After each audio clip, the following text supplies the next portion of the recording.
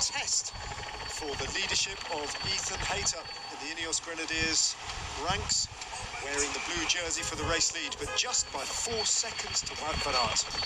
The Ineos Grenadiers hoping for a calm day out and happy to see a breakaway develop on the road straight away. 6 riders getting across, including the Trinity Racing duo of Tom Clogue and Ben Healy. They were joined by Robin Carpenter, the winner of stage 2, and 3 other riders. This was perfect at this point for the Ineos Grenadiers. Jumbo-Visma controlling the pace as they head into the first categorised climb of the day, the Cairn Mount, with all the King of the Mountains and the sprints classifications on the road already settled. Brutal slopes of the 3-kilometre climb, too much for Canyon Swift's Will Bergfeldt, who fell victim to the pace being set into a headwind on the barren slopes where huge crowds had gathered towards the top of the biggest and hardest climb of the day. One of the hardest climbs on the entire route of the Tour of Britain.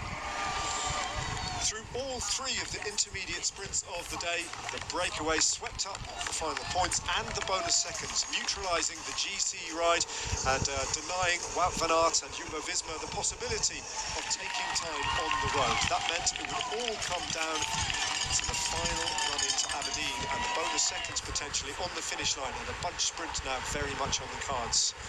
Wout van Aert with Ethan Hayter separated by 4 seconds in the general classification. Van Aert gambling that he, with a stage win potentially, would take the race lead at the last. Balata, the last of the 3 intermediate sprints, and the final climb of Queen's View was all that remained before a long run-in, potentially affected by cross tailwinds, and the drop down towards the finish line at Aberdeen. 5 riders at this point still together over the final King of the Mountains of the day at Queen's View, being shepherded by the man in the red jersey, Robin Carpenter from Rally Cycling. Deceuninck Quick-Step then with Julian Alaphilippe riding for Mark Cavendish to try and get him that victory at the Tour of Britain that had so far eluded him on the wheels.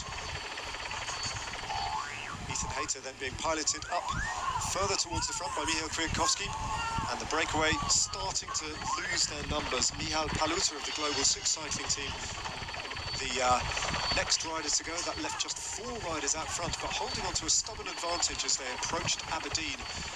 Deceuninck Quick-Step and Jumbo-Visma having to work very hard to bring them back. A minute's advantage proving difficult to snuff out as Ben Healy, the Irish national road race champion, in the company of Jochen Morgeldai from the Caja Seguros team, Robin Carpenter and Tom Clogue held on. But the catch was inevitable. A couple of crashes marred the run into Aberdeen as things got fast and furious. But in the end, Robin Carpenter and Ben Healy accepted that they would be caught inside the final 5 kilometres as Yves Lampaert, the winner into Edinburgh, took Deceuninck Quick-Step ever closer towards the finish line, only to find that Movistar trying to set things up for their sprinter, working on the front, and Alex Dowsett launching a long-range attack. But in the final, it did come down to a lead-out from Julian Alaphilippe with Mark Cavendish on his wheel and Wout van Aert looking for room, boxed in on the left-hand side. At this point, Ethan Hayter sitting pretty but having to open up his sprint already.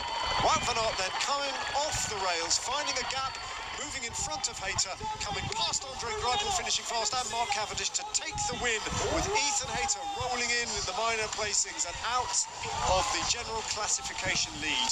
In the end, Wout van Aert had it all. The stage win, and after that, with the bonus seconds, the victory in the general classification.